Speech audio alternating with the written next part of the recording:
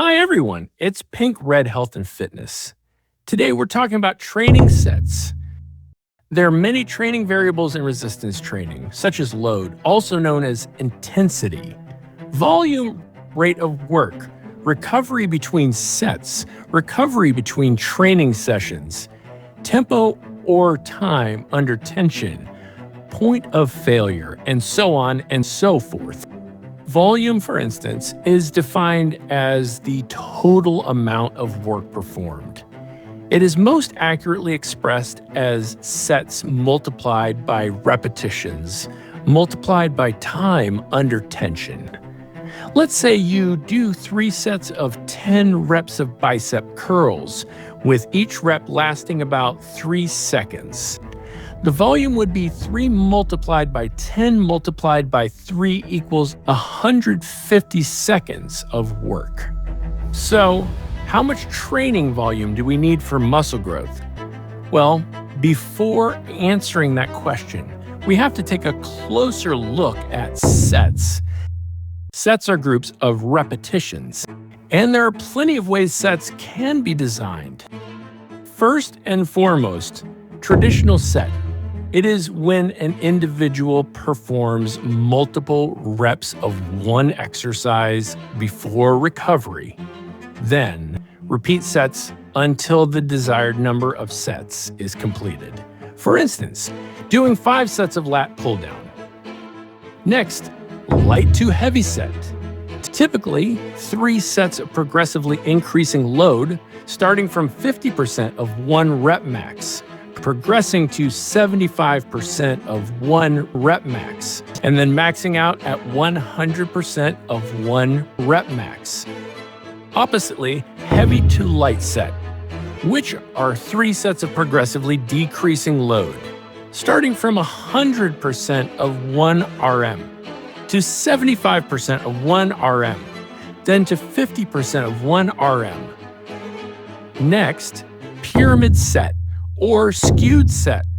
Both loads increase and decrease across sets. The difference is that the pyramid set uses equal load increases and decreases across sets, whereas the skewed set uses varying load increases and decreases across sets.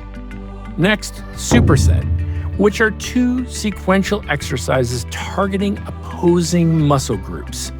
The opposing muscle groups are called agonists and antagonists, such as chest and back, biceps and triceps, or quads and hamstrings. Next, compound superset, also 2 sequential exercises, but they target the same muscle group, such as the chest and chest, the shoulder, and the biceps and biceps.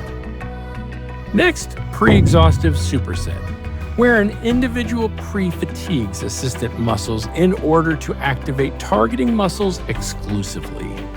For instance, doing triceps push-downs before bench press, or bicep curls before lat pull-down.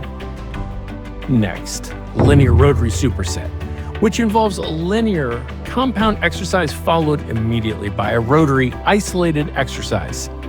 Examples include bench presses paired with cable flies, squats paired with leg extensions, or shoulder presses paired with lateral raises.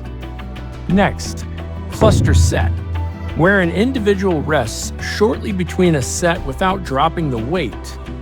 For example, leg pressing 4 heavy reps, resting for 20 seconds, then finishing the set with another 4 heavy reps.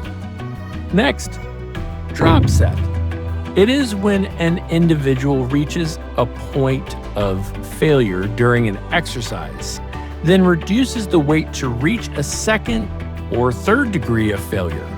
For example, performing 10 reps of a seated machine row to failure, reducing the weight to complete another 8 reps to failure, and then reducing the weight again to perform additional reps until all the way to failure. Next, hybrid set, also known as circuit training, which involves a series of exercises targeting different muscle groups performed in succession.